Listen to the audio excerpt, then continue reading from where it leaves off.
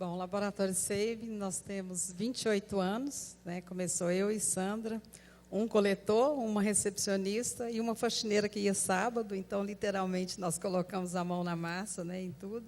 Hoje nós estamos com quase 1.700 colaboradores, com um projeto de expansão, já saímos de Brasília, estamos com 107 unidades, atendemos uma média de 7.000 clientes por dia, e tudo começou com um sonho. Eu gostei de ouvir hoje falar da missão da Endeavor, porque eu trabalho muito o sonho das pessoas. Eu falo que a minha vida começou realmente com um sonho. Eu falo para todo mundo tirar seu sonho da gaveta, porque a gente só consegue a produtividade das pessoas se você tiver que elas estejam felizes também. E para mim eu nasci numa fazenda, morei até 11 anos de idade, eu aprendi a fazer negócio com meu pai no alpendre da casa da fazenda. Então, ali eu aprendi valores que eu aplico hoje, que eu ensino e que eu acho que são realmente o que fazem a diferença das pessoas. E são valores simples, que a sua palavra vale mais do que a sua assinatura, escolha bem a semente antes de plantar para obter bons frutos. Com a minha mãe, eu aprendi muita responsabilidade social, né? Ela matava um porco, fazia a gente levar um pouquinho para todos os vizinhos. Então, são coisas pequenas que são importantes no dia a dia, e eu falo que meus gurus foram eles. Falo que a Dior é uma marca conhecida, você está nos aeroportos, você vê o cosmético, é uma marca que não precisa de muitas apresentações. Vou falar um pouquinho virado para cá, que eu estou virando de costas para vocês, né? No Brasil, a operação ainda é pequena, e um dos motivos dela ser pequena é por causa dos entraves que a gente tem, a questão tributária, os impostos de importação, que inviabilizam que a gente cresça como cresce na China. Hoje, a China continua crescendo a 30%, a gente cresce a 5% aqui, então o foco realmente ainda é o mercado chinês. Essa semana eu soube que eles vão crescer só a 15%, estou feliz, quem sabe eles vão focar mais no nosso mercado aqui na América do Sul. A Argentina, a gente que pensava em ter uma unidade da América do Sul, a Argentina, todas as marcas foram embora, as marcas internacionais, não só de luxo, né, porque o luxo ele é dividido, tem a pirâmide, o topinho lá de cima, que são as verdadeiras, o luxo real, e as marcas que são marcas desejadas, marcas de ostentação, que são as marcas que trabalham com a logomarca, que é quando a pessoa entra no mercado de luxo. Então, apesar da operação ser pequena aqui, a Dior é uma marca que começou no Brasil, foi a primeira a vir para o Brasil, foi em 1959, na Europa foi um escândalo, falaram que os jesuítas tinham vindo evangelizar e a Dior vinha vesti-los. E saiu nos jornais, tudo, como que eles estão indo para o Brasil, né? E eu tenho muito orgulho de trabalhar para essa marca há 26 anos. Eu comecei na época que a importação, 26 anos, vocês podem imaginar, não existia importação. A gente fabricava aqui. A marca tinha paixão pelo país, foi uma questão de amor, de paixão, e essa paixão eu trago comigo. Então, às vezes, as pessoas falam assim, mas eu trabalho para o produto nacional. Eu falo, eu trabalho para um produto importado, para uma marca importada que não teve medo de toda a nossa complicação tributária, nossas regras burocráticas, etc., e veio e apostou no Brasil. Então, a gente viveu esse período de licença, pré-Collor, até a abertura do mercado, a globalização, e depois, quando o mercado se abriu, a gente tinha 30 licenças aqui, de roupas masculinas, baby, roupa de casa, bolsas, só não tínhamos roupa feminina. E aí o mercado se abriu e a gente terminou os contratos, deixou os contratos de licença terminarem e começamos uma fase nova, que eram as multimarcas, porque ainda não existiam lojas próprias naquela época, a época exatamente da abertura do mercado. E aí nós escolhemos algumas multimarcas para ser parceiras, tínhamos corners, espaços dentro dessas multimarcas, até que, em 99, a gente abriu a primeira loja nos Jardins e, em seguida, abrimos uma outra na Daslu e agora vamos abrir uma terceira na Cidade Jardim. Na GE, eu estou há pouco tempo na GE, né? Eu estou há 3 anos apenas na GE. Mas na GE, desde que você entra, você é considerado um líder. Você é preparado para ser um líder. E muito interessante, a gente está aqui num evento da Endeavor, né? E uma das características que a gente entende que sejam dos nossos líderes, né, é de ser um líder global empreendedor. Então, a GE tem uma universidade, né, que constantemente formula os conteúdos que a gente deve passar para os diversos níveis dos nossos executivos, e ela está sempre se reinventando também. Então, quando, em 2010, a gente começou a pensar, bom, quais são as características do líder do século XXI? E a gente viu que empreendedorismo era uma das características principais. Houve uma reformulação dos conteúdos, do ambiente. A própria universidade, chamada Crotonville, foi reinventada fisicamente no seu conteúdo e na experiência que ela proporciona para os seus executivos. Eu tive o privilégio de passar por lá 3 semanas, e é realmente onde você toma um banho de loja, né, e você faz uma coisa muito interessante, que não é só curso onde você aprende como fazer uma melhor coordenação, trabalhar na matriz, né, porque já é uma grande matriz e não vai mudar nunca. Mas você entende que aquela coisa de comando e controle já era. Hoje você tem que aprender a trabalhar passando por várias barreiras, né, de comando, né, porque é realmente uma coisa muito mais complexa hoje. Você tem que saber influenciar de uma outra maneira, você tem que criar colaboração mais pela inspiração, pela motivação, né, pelo planejamento, pelo resultado que você, né, precisa ter como um time, do que você se basear naquelas estruturas. Não, eu sou o seu chefe, então você vai fazer aquilo que eu estou mandando. Não é assim. Então, na GE, você é avaliado pelas suas metas combinadas com o seu chefe direto, né, com o seu superior direto, mas também no que a gente chama de growth values, né, que são os valores que a gente acha que são muito importantes na companhia, para os indivíduos, para os times, para a empresa como um todo. E aí, voltando para aquela parte do reinventar. Então, quando a gente fez esse pensar do que seria, né, as características do século XXI, a gente mudou não só os conteúdos e os cursos, principalmente para os executivos mais sêniores, para eles serem os grandes empreendedores globais, para darem essa direção, transformar a ideia em ação, mas também fizemos uma reformulação desses valores. Então, todo mundo que chega toma conhecimento de quais são esses valores, e você, na sua avaliação de desempenho anual, você é avaliado por ele. Então, você tem sempre essa métrica de resultado prático, que você foi combinado, pactuado dentro da sua, né, área de negócio, mas você também tem essa avaliação dos seus conceitos, dos seus valores. Enfim, acho que na GE você está sempre sendo constantemente preparado para assumir cargos mais maiores e mais desafiadores, e nós, né, fazemos questão de que essa cultura, essa atitude empreendedora esteja presente em todos os nossos líderes. Então, foi uma grande oportunidade de agora executar, mas continuar aprendendo sempre. Eu acho que agora começou a chegar o momento das mulheres, né? Existia realmente muita dificuldade. Eu fiz uma apresentação no Tempo de Mulher da Ana Paula, e ali, depois dessa apresentação, até classifiquei as mulheres, porque nós temos 3 tempos, as mulheres acima de 50 anos que não foram preparadas para o mercado, né? Elas não foram criadas desse conceito, elas não tiveram oportunidade nenhuma. As mães preparavam para casar, nós éramos preparadas, passados 25 anos, a gente já era coroa beata. Então, nós não tínhamos modelo feminino de liderança. As que tiveram mais facilidade, 35 a 50 anos, porque elas já tinham a mãe para ajudar, a mãe para colaborar, a mãe que desejava. E abaixo de 35 anos, elas não foram preparadas para o lar, para a família. E eu fiz esse painel porque uma levantou a mão e falou, minha mãe só quer que eu trabalhe e estudo. Então, assim, essa é a dificuldade da mulher, ela não foi preparada para isso. Então, essa dificuldade atrapalhou. Numa roda de mulher, a mãe não preparava, ninguém falava em finanças, ninguém falava em investimento, empreendedorismo, não era a nossa linguagem. Nós tivemos dificuldade nesta formação de base que pode fazer você chegar lá. As que chegaram, tiveram sorte, buscaram muito, muito, muito. Então, este é um caminho difícil para as mulheres. Mas eu gosto sempre do equilíbrio, né? Nós somos uma empresa com 74% de mulheres, sendo que a nossa liderança tem 77% de mulheres. Eu vejo que, por mim mesma, eu era uma pessoa extremamente machista. Meu dermatologista era homem, meu dentista era homem, meu ginecologista era homem. Eu achava que os homens eram mais competentes. Eu tinha essa visão bastante equivocada, hoje eu vejo, de achar que os homens eram mais competentes porque eles tinham mais tempo para estudar, eles tinham mais tempo para se dedicar ao trabalho, porque a mulher ela estava sempre dividida entre o lar, os filhos, né, e não tinha tanto tempo. Essa era a minha visão de alguns anos atrás.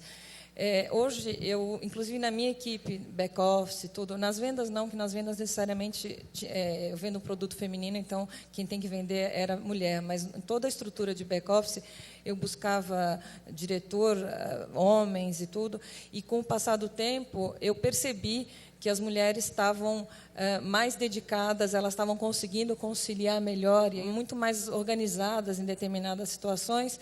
Então, como que ela fez isso, né? Como que ela conseguiu dividir o tempo dela? Eu falo assim que o homem, quando lhe dá boa noite e vai dormir, ele deita e dorme, né? A mulher dá boa noite, ela vai ver as coisas da casa, vai ver do filho, ela uma hora depois que ela deita e dorme. Eu acho que eu vou falar como eu consegui. Eu lembro que quando eu trabalhava no início, eu trabalhei. Meu primeiro emprego foi na Paulistu, meu primeiro chefe foi o João Dória. Eu chegava em casa, trabalhei 1 ano com ele, eu falava assim: imagina, ele é assim. Vocês imaginam com 27 anos. E aí eu chegava em casa e falava assim: mãe, se trabalhar isso, eu quero ser dona de casa, porque era workaholic, de noite, fim de semana, tudo. E aí depois eu trabalhei numa empresa ligada ao CCF, ao Crédit Commercial de France, até que fui chamada para trabalhar na Dior, e meus olhinhos, né, o nome, o glamour, como mulher, piscaram, e eu fui para lá. E aí depois eu tive meus filhos, e minha mãe me recriminava muito. Ela falava: você não precisa trabalhar, para de trabalhar para dar atenção integral para os seus filhos.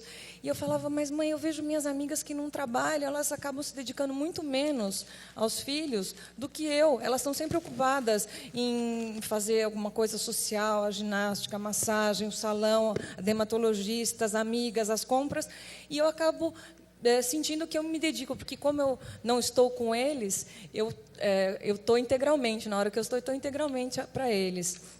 E aí eu vi que você consegue, abrindo mão de algumas coisas. Faz 12 anos que eu não vejo televisão, então acho que isso é uma coisa que me ajudou muito. A televisão, ela sugava muito do meu tempo. A novela, a última que eu assisti foi Dancing Days. Eu parei de assistir novela antes de assistir, eu não sei realmente do que se trata, e falo isso, não acho nenhum preconceito, foi uma decisão minha de conseguir otimizar, organizar meu dia seguinte, porque além da Dior, eu sou presidenta há 6 anos da Associação dos Lojistas da Oscar Freire, que reúne mais ou menos 150 lojistas ali da região dos Jardins.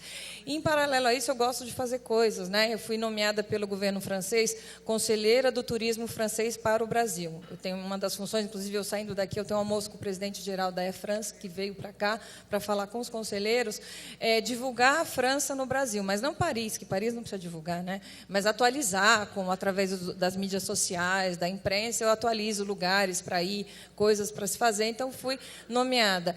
E aí resolvi, porque estava pouco, né? Resolvi fazer um guia da cidade de São Paulo, porque eu descobri que hoje a gente tem uma demanda enorme e não tem um guia da cidade de São Paulo. Então, eu estou nessa incumbência, né? Então, assim, se realmente, para você conseguir se dedicar a tantas coisas e fazer de uma forma bem feita, você tem que abdicar de outras.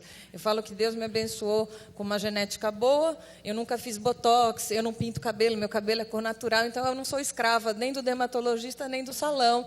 E eu já tenho 2 filhos e 2 netos, né? Então eu falo que Deus me poupou para eu poder usar meu tempo, né, para dedicar para as coisas que realmente para mim são importantes. Família, filho, tive uma semana agora com meu neto. Meu genro ontem fez o 4º gol, estou muito feliz que ele está voltando para o futebol a 1000. Então é isso, é assim que eu organizo o meu tempo. Eu falo que a capacidade da mulher de exercer o PAC, que eu que chamei de PAC, né? É a capacidade dela de estar praticando, fazendo ação, planejando ação e controle. Ela faz isso em casa e ela faz isso na organização. Ela tem mais sensibilidade para isso. Então, esse diferencial está na constituição física da mulher, está na constituição mental e biológica da mulher. Ela tem isso dentro dela, né? Eu falo que a mulher ela é estrogênio, ela não é testosterona, né? Nós precisamos utilizar aquilo que nós nós temos de constituição física, e isso é um diferencial que vem a nosso favor. A mulher, a mãe, ela sabe quando o filho vai mal na escola, quando ele teve algum problema, pela forma que ele chega em casa, pelo jeito que ele joga a mochila dele, ela já sabe disso.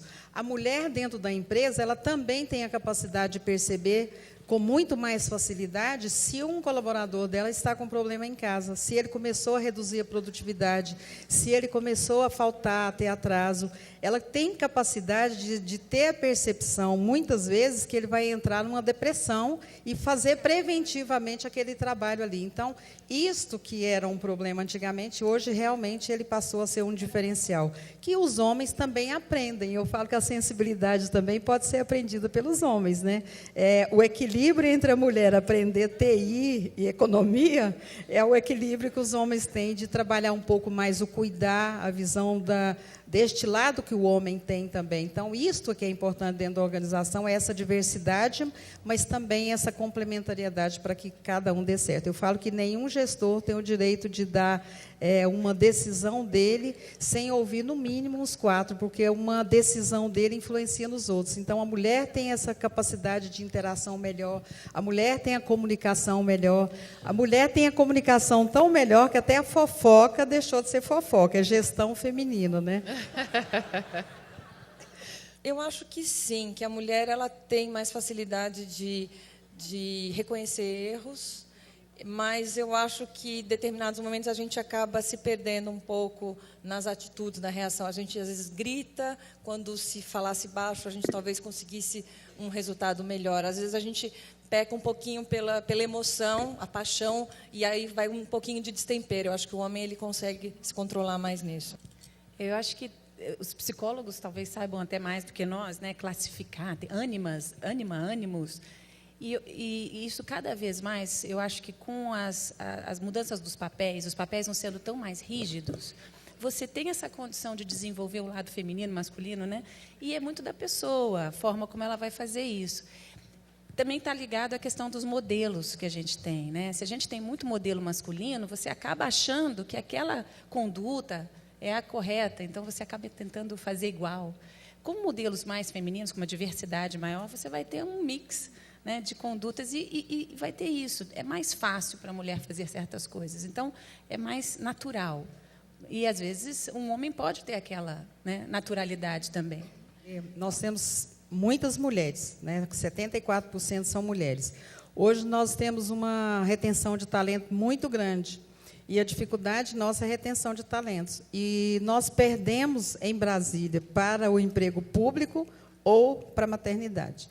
Então, assim, o que eu dou de conselho normalmente para estas que estão querendo sair da organização porque teve um filho, aí o meu conselho é não saia. Primeiro, porque os indicadores eles não são muito favoráveis para a mulher.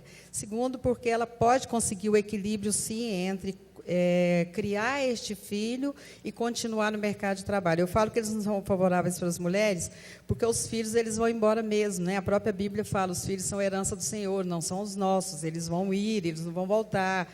O marido é um indicador da separação, que ele não é favorável. Se ela sai do mercado nesse período onde existe uma dinâmica de conhecimento muito rápida, quando ela tiver vontade de voltar, ela vai ter muita dificuldade de voltar. Então, não é favorável para a mulher isso. Eu tive dificuldade, passei por isso. Quando eu tinha 2 filhos, eu tenho 3, Leandro, Raquel e Rafael. Leandro está com 33 anos hoje. E quando eu estava naquela dinâmica de cheguei a ter 5 empregos de uma vez, né? Então era muita correria. Eu não via meus filhos, eu passava 15 minutos em casa, almoçava correndo de pé, ensinando dever e falava para eles, primeiro o dever, depois a obrigação, primeiro o dever, depois o lazer, aí ele tinha aquela obrigação de fazer o dever para depois brincar. E aquilo eu comecei a cobrar muito de mim mesma. Eu tenho uma prima que é psicóloga, marido, e trabalham com casais. E eu fui atrás para saber se os meus filhos não iriam cobrar de mim mais tarde o abandono, porque eu sentia que eu tinha abandonado os filhos. E o que eles me falaram foram, esses seus minutos que você dá para ele, e o exemplo e o modelo que você dá para ele, serão muito mais fortes para eles no futuro. Então, eu tenho 3 filhos, eu nunca tive problema nenhum, de nenhum tomou bomba em tempo nenhum abandonou nada, nenhum teve problema de amizade, de droga, os 3 trabalham, e eu sei que eu sou orgulho para eles, eu sei que eles me reconhecem, e isso não fez a diferença. Então, ou a mulher, se ela não conseguir equilibrar isso na vida dela, ela terá dificuldade lá na frente. Ela falou sim para o marido, ela falou sim para a filha, e ela falava não para ela. E agora isso não tem mais condições. Ela precisa de rever este conceito, porque realmente lá na frente ela pode não conseguir voltar para o mercado de trabalho. Eu vou ser contraditória e vou discordar, inclusive, da Janete, porque o que a Janete falou foi o que eu fiz, que eu citei aqui, né? Que eu fiz, que eu conciliei. Eu já percebi que ela, desde o começo, Mas existem as exceções que são muito positivas. Ser avó nessa idade, com essa estrutura, são para poucas. Então, mas é que eu fiz o que eu falei, eu fiz exatamente como você, né? Nós fizemos e estamos aqui hoje nesse palco. Ótimo. Mas hoje eu aconselho as pessoas que têm neném a cuidar pelo menos os 2 primeiros anos do filho, até ele ir para a escola. Eu vejo assim, então você está arrependida do que você fez? Não, porque eu na realidade, eu fazia das tripas coração, consegui uma época, eu trabalhei em home office, então eu tive realmente umas facilidades para poder estar presente. Eu abneguei o meu casamento, meu marido não existia, era meu trabalho e meus filhos, na ordem, meus filhos e meu trabalho, então você tem que sacrificar algumas coisas. Mas eu não falo nem por isso, não, eu falo porque hoje eu vejo como é importante, eu vejo pelos meus netos, né? Como eu falei para vocês, a semana passada eu estava lá em Madrid com eles, infelizmente eles não moram aqui, moram longe, então quando eu vou trabalhar em Paris uma semana, eu passo alguns dias com eles, e é intenso, você leva na escola, você busca, você vai na aulinha, então assim, eu fiquei exausta essa uma semana, mais do que uma semana que eu trabalhei na matriz, porque eles requerem muita atenção, eles chamam, e é tão gostoso você ver, acompanhá-los.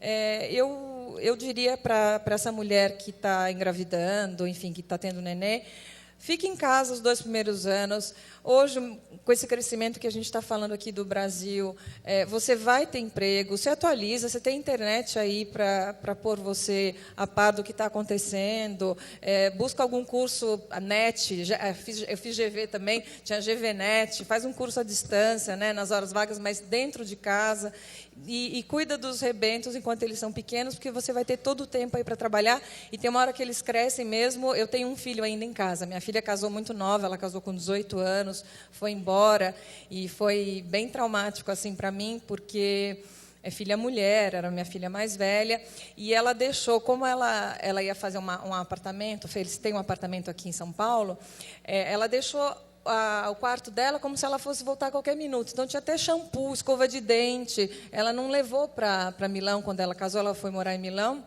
Ela não levou as coisas dela, levou o básico só e deixou. Então, eu entrava no quarto, ficava cheirando a roupa dela, assim, parecia um cachorrinho, cheirando a roupa de saudades mesmo dela.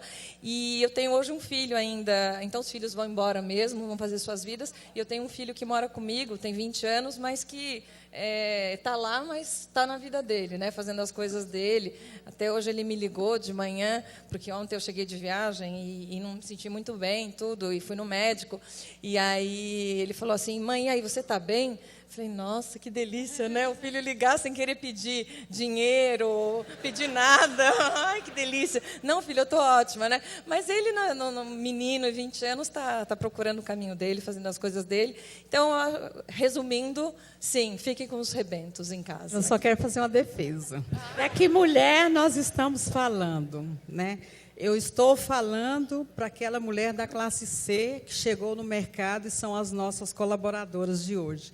Para minha filha, eu daria esse conselho, mas para as minhas 1000 mulheres, elas não têm condições de fazer isso, porque essas mulheres que chegaram hoje no mercado não têm essa oportunidade. Uma vez, na minha vida, o meu marido tinha que se mudar de cidade. E eu estava naquele dilema, né? Bom, se eu não for, acaba o casamento, então tem que ir. Então vamos. Eu vou fazer o quê? Não sei. Eu vou ser dondoca. Eu vou cuidar do apartamento, vou cuidar do filho, vou cuidar do marido, vou cuidar de mim, e aí eu vejo o que acontece depois. Foram só 2 meses, porque logo começou a coçar e a gente não consegue ficar quieta e vai atrás. Mas foi uma experiência interessante. E eu acho que a gente está constantemente aprendendo. Então, você pode estar aprendendo no mercado de trabalho, e eu entendo que para a classe C é uma coisa nova, então tem que, né, dar mais tempo para que aquilo amadureça, mas você aprende em casa também, você aprende com convívio com as pessoas em geral, né? Você está fazendo gestão de grandes equipes, mas você está criando vida, né? É a vida. Você está educando seus filhos para eles serem os líderes de amanhã, para eles constituírem as famílias, para eles terem suas filhas e educarem corretamente. Então, assim, oportunidade de aprendizado tem em todo lugar. Daí você tem que ver o que é bom, o que você consegue, né, incluir na sua vida para te dar prazer, para você cumprir a sua obrigação, mas nunca deixar de encarar aquilo como uma oportunidade de aprendizado. Sempre aprendendo. Bom, eu vou contar aqui uma história da GE. Eu não era da GE ainda. Eu estava na Câmara Americana e nós recebemos a visita de uma figura, uma alta executiva da GE. Naquele momento, eu nem imaginava, nem sonhava que um dia eu fosse ter alguma ligação com aquela empresa. E aí foi bastante interessante, porque era uma mulher muito bonita, elegante, muito nova também, assim, não aparentava a idade de jeito nenhum, falando sobre tecnologia, uma coisa bastante complexa e complicada, mas de uma maneira que todo mundo estava entendendo, né? Com uma habilidade tremenda. E quando você vai ver, ela comandava uma equipe gigante, né? A Lorraine. E eu falei assim, nossa, isso aqui realmente é um modelo de sucesso, não vou esquecer isso nunca, né? E muito gostoso que depois a vida me levou para esse lugar e eu tive a oportunidade de trabalhar, fazer um trabalho que era ligado à equipe dela, né? Quando chegou o e-mail dela agradecendo, eu falei, uau, que gostoso, né? É uma pessoa que você nunca imaginou que fosse conhecer, que se inspirou e agora você está trabalhando junto com ela, que gostoso. Então, acho que a gente precisa desses modelos femininos mais próximos da gente. Janete. Eu já falei quem foram os meus ídolos, né? Meu pai e minha mãe realmente foram muito inspiradores. Minha avó também, que ficou viúva aos 18 anos, mãe de 2 filhos, grávida do 3º e conseguiu vencer. Então, eu tenho realmente modelos que me inspiraram muito. Agora, no mundo dos negócios, eu gosto muito do Jorge Gerdau, que é uma inspiração para mim. Amanhã eu tenho um encontro o dia inteiro em um projeto que nós temos, que é o Junior Achievement. Há 8 anos que eu faço esse encontro com ele, uma vez por ano, uma pessoa que de 8h30 da manhã às 4 da tarde está falando da educação do jovem nesse programa. Então, essas são as pessoas que me inspiraram e eu espero que a gente possa estar também com as nossas atitudes, com a nossa forma de ser, inspirando todas as pessoas que estão nos ouvindo, as pessoas que estão sonhando, né? Eu gosto de trabalhar muito o sonho, realmente. Eu acho que o sonho todo mundo pode tirar da gaveta em qualquer época da vida. Quantas vezes a gente deixa uma coisa ali e ainda tem desejo de fazer. Então, por que não fazer? Né? Trabalhamos muito isso, eu espero que a gente possa ser uma inspiração para essas pessoas que convivem conosco no dia a dia. Certamente são. Rosângela. Antes de eu falar da minha ídola, né, porque já que a gente está num painel feminino, né, eu busquei uma mulher para falar, eu queria recomendar um livro que eu acabei de ler, que chama Rápido e Devagar, do Daniel Kahneman, que ganhou o Prêmio Nobel, ele é um psicólogo, e ganhou o Prêmio Nobel de Economia. É muito interessante, porque aqui eu ouvi também, estava ouvindo o Rafael falando que o rápido come o devagar, né? Eu falei, eu acho que nesse livro ele fala que não, o rápido e o devagar são 2 formas de pensar e 2 momentos de interagir. Não fala nada sobre feminino, é o painel do que vocês vão ver durante o dia, os painéis que vocês vão ver sobre empresas, sobre o CEO, o CFO, o comportamento, o chefe fala alguma coisa na reunião e todo mundo segue. Se você questiona o chefe, você é visto como um contrário, né? Situações bem interessantes. Então, compartilho com vocês esse livro, Rápido, Devagar. Meu ídolo, bom, como eu não vejo TV, difícil, né? Ter ídolos da TV. Meu ídolo é Maria. Maria, mãe de Jesus. Eu sou uma pessoa que sou muito católica, praticante, e, para mim, ela é um exemplo de coragem. Quando jovem, ela disse sim ao projeto de Deus E numa época onde, se você tivesse filho fora do casamento, você era apedrejada até a morte. Ela, jovem menina, não teve nenhum medo. Ela falou: eis aqui a serva do Senhor, faça-se em mim segundo a vossa palavra. E pela toda a vida dela de educar, criar Jesus e saber que ele ia ser morto, torturado, sofrer ela ali aos pés da cruz. Para mim, ela é um exemplo de força, de coragem, a todas as mulheres e aos homens também. Obrigada. Eu que agradeço.